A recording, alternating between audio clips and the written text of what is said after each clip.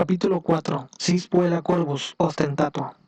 Primeramente intenté hacerla reunir con sus padres o con alguno de sus familiares para que se hiciera cargo de ella. Llegué a creer que se había escapado de su casa por algún berrinche, que se había perdido y que la estaban buscando. Quise pasar por mediador y juntar a esa niña extraviada con su mamá y papá.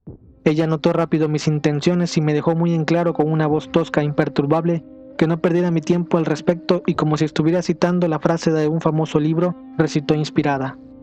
Estoy por mi cuenta, ni siquiera soy de esta ciudad, al igual que tú. Somos como errantes cadáveres que llevan bajo sus cicatrices las esquilas en descomposición de los seres que hemos herido. Nuestras conciencias cargan en sus hombros baldes de lágrimas y las súplicas de nuestras víctimas. Después dejó a un lado su actuación de poeta y se salió del papel que estaba interpretando. Se arrojó al suelo para bostezando continuar. Así que no me molestes, y aunque lo intentes, solo descubrirás que no hay nadie que me conozca ni sepa de dónde vengo. Simplemente llegué un día de lluvia, y seguramente algún otro día lluvioso me marcharé.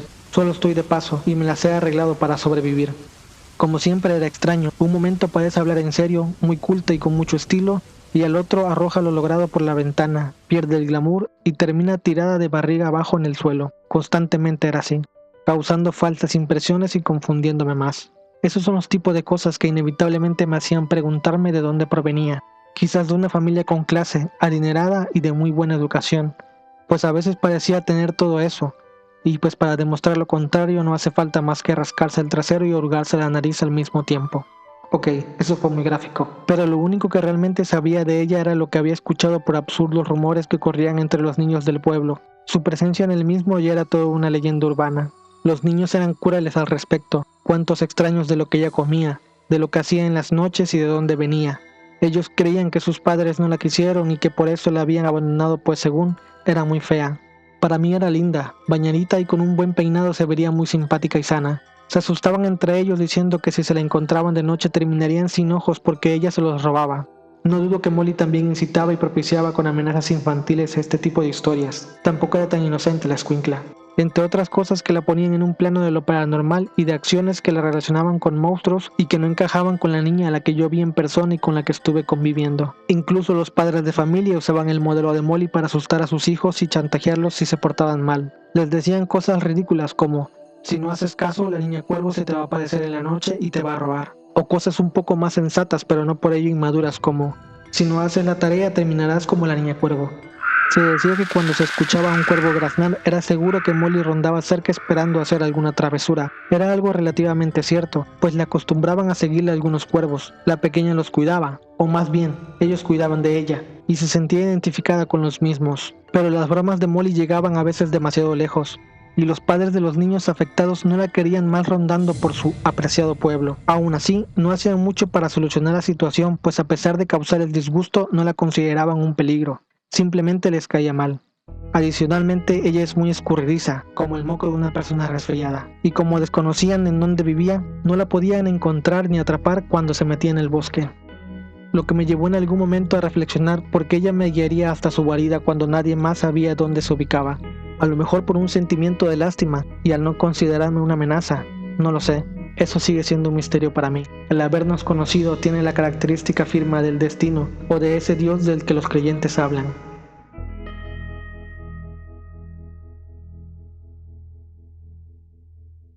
Bueno, nuevamente tenemos un capítulo corto, sin mucho que reflexionar realmente.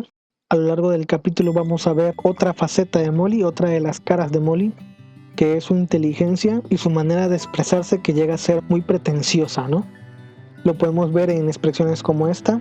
Hasta ahora en los otros capítulos no habíamos visto a Molly desarrollando este tipo de conducta, sino más bien un comportamiento más ligero, más relajado, más de niña. Y de pronto aquí se nos revela otra de sus caras, que es la de una chica, como lo describe el espantapájaros, muy culta y con mucho estilo. Y pues de ahí que le haya puesto este título, sobre todo la expresión final, ostentato, que es una palabra italiana que quiere decir ostentoso.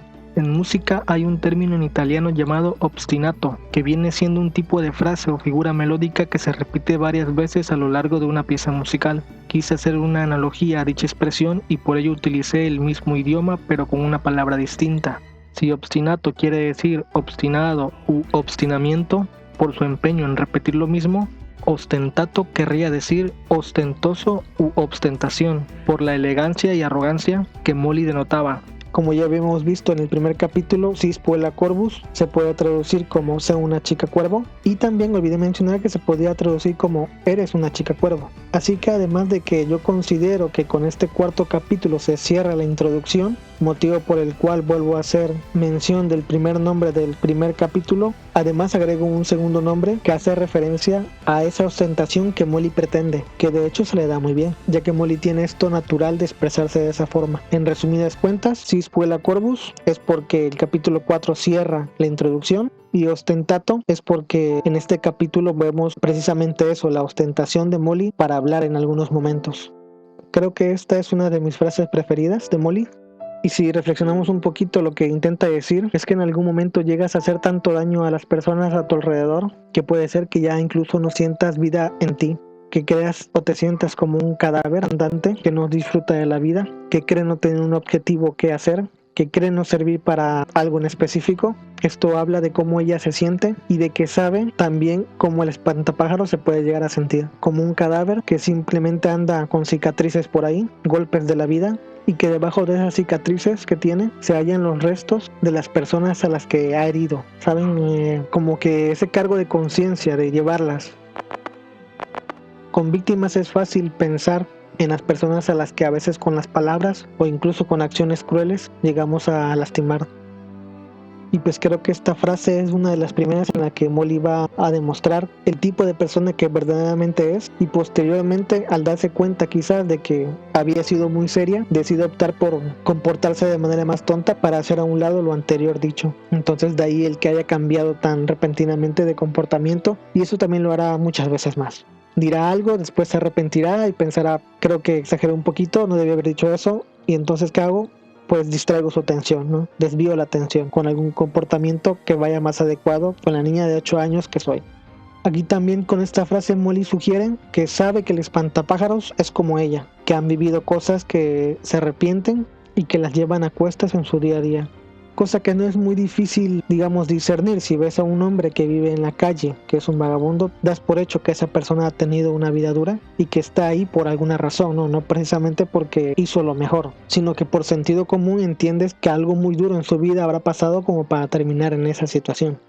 Con esta siguiente frase vemos la otra cara de Molly que ya nos había enseñado, y también vemos cuán bipolar, entre comillas, suele ser. Por un lado muestra inteligencia y por otro simplemente parece una chica común y corriente que se toma todo a la ligera.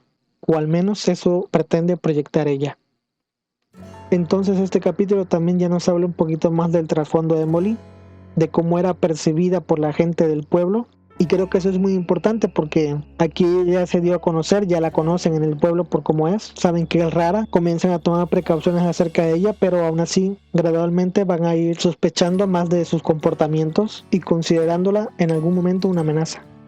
Y pues por último podemos ver aquí al final lo que dice el espantapájaros: el habernos conocido tiene la característica firma del destino o de ese Dios del que los creyentes hablan. Es raro que yo lo mencione, pero estoy de acuerdo con él.